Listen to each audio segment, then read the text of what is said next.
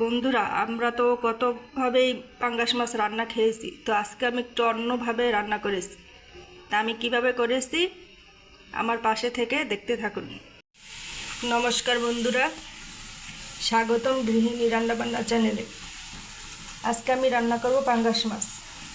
তার জন্য মাছটা ভালো করে ধুয়ে নিয়েছি, আর মশলা নিয়েছি পেঁয়াজ, আদা, রসুন, শুকনো মরিচ, একটা কাঁচামরিচ, জিরা, গোলমরিচ।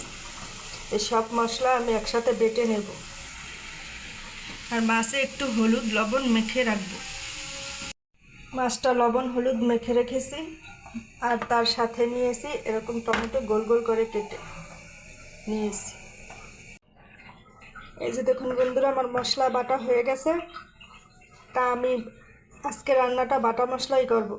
তা আমি কিভাবে মাছ রান্না করি আপনারা আমার বন্ধু হয়ে পাশে থেকে প্রথম থেকে শেষ অবধি দেখতে থাকুন।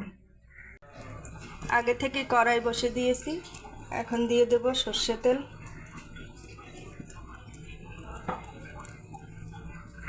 তেলটা গরম হয়ে গেছে, দিয়ে দেব বাটা মশলা, দিয়ে দেব হলুদ গুঁড়ো, ধনে গুঁড়ো। এবার মশলাটা ভালো করে কষিয়ে নেব।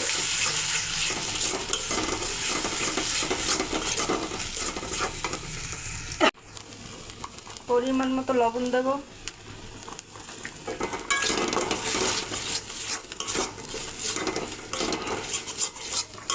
মশলাটা কাঁচা গন্ধ যাওয়া অবধি কষিয়ে নেব।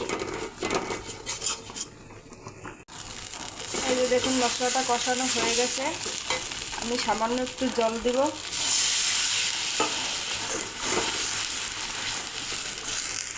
আবার একটু ভালো করে কষিয়ে নেব।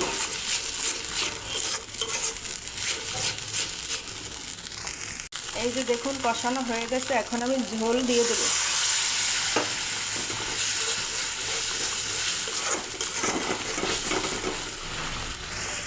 ঝোলটা ফুটে উঠেছে, আমি একে একে মাছগুলো দিয়ে দেব।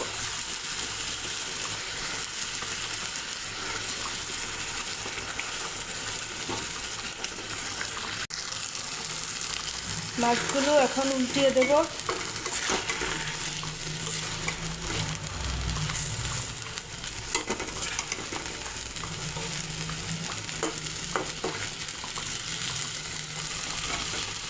আর একটু জল দিয়ে দেব।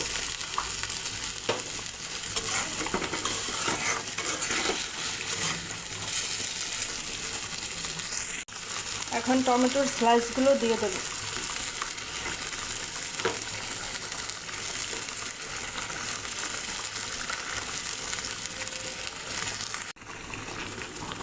উপর থেকে একটু ধনেপাতা দিয়ে দেব।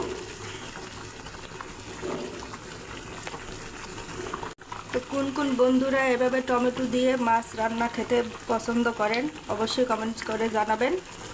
এখন আমি ঢাকনা দিয়ে দেব, আর মাছটা অল্প আছে রান্না করে নেব। ঢাকনাটা একবার উঠিয়ে দেখাচ্ছি।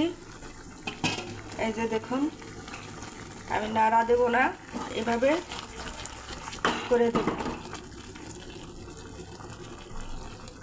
আবার ঢাকনা দিয়ে দেব। এখন আমি একবার উল্টিয়ে দেব, যেন দু পিঠ ভালোভাবে হয়।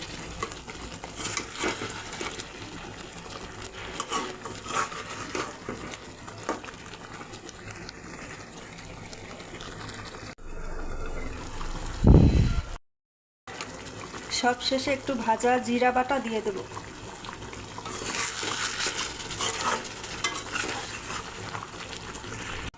এই যে দেখুন কত সুন্দর হয়েছে দেখতে, খেতেও দুর্দান্ত হবে।